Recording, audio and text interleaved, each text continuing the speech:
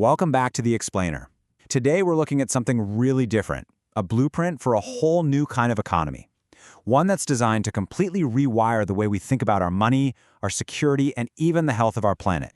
So, to really get this, we've got to start with the why. What's the big problem that this whole system, called GENII, is actually trying to solve? What's so broken about the world we live in now? Well, if you look at the source material, it all comes down to this one big feeling: insecurity. We feel this deep disconnection from the very systems that are supposed to feed us and build our wealth, and that leads to all sorts of problems, right? Financial stress, not getting the right nutrition, and just this general feeling that when we spend our money, it just vanishes. So, that's the problem. And it begs the question, doesn't it? What if you could just redesign the whole thing from the ground up? What if you could build an economy where every single dollar you spend actually, transparently, builds a better world? And that's exactly what these sources are proposing. Not just some vague idea, but a complete, fully engineered economic engine designed to do just that. Okay, so here's the big idea in a nutshell. They call it a consumer-to-asset integrated economy. Now, just think about that for a second. Imagine a world where your everyday spending doesn't just disappear. Instead, it gets funneled directly into buying tangible, real-world assets like the very farmland that grows our food. It's a closed loop. Okay, that sounds great in theory, but how does it actually work? How do you get from, say, buying your lunch to building a lasting legacy? It all kicks off with this, a single product called the BarNess Miracle Bar. Now, on the surface, it's a super nutritious food bar. But in this system, oh, it's so much more. It's the spark. It's the fuel that gets the entire economic flywheel spinning. And here is where it gets really, really interesting. This isn't about trust or hoping a company does the right thing. It's pure objective math.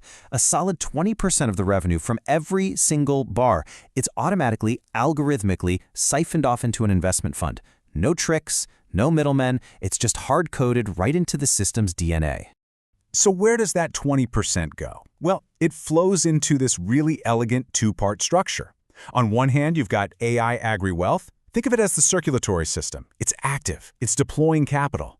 And then you have the BarNessQION REIT, which stands for Real Estate Investment Trust. That's your skeleton. It's the solid legal trust that buys and holds the actual land, giving the whole thing a rock-solid foundation. And this right here just lays out the entire beautiful cycle. You start with creating the product. It hits the market, sales happen, and boom, that 20% automatically funds the investments. Those investments buy up regenerative farmland. That land then supports things like ecotourism, and it all comes full circle to create a secure, self-sustaining community. Okay, so you've got this incredibly powerful engine, right? But how do you make sure it doesn't go off the rails? How do you absolutely guarantee it's always doing good? Well, this is where the brains of the operation come in, GEMINI. It stands for Generative Intentional Intelligence. The sources describe it as the ethical nervous system of the whole economy.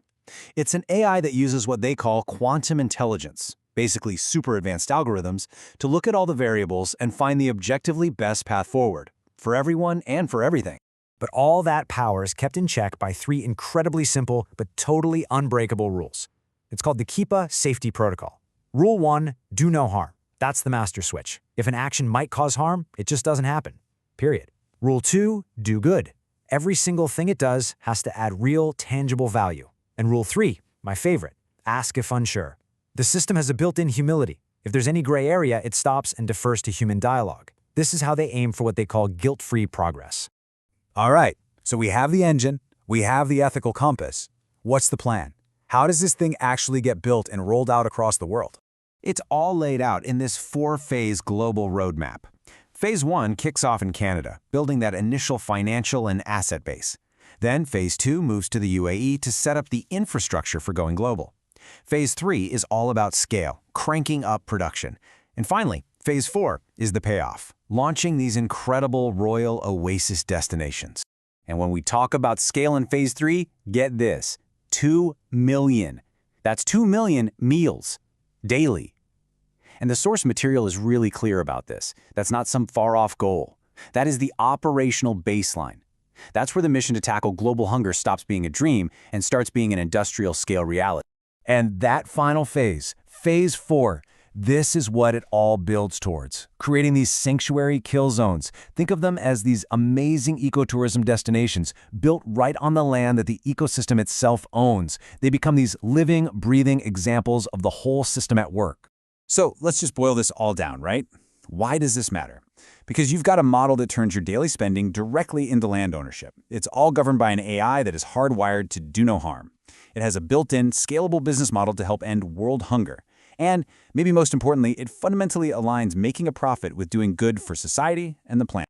It's just a huge, ambitious vision, isn't it?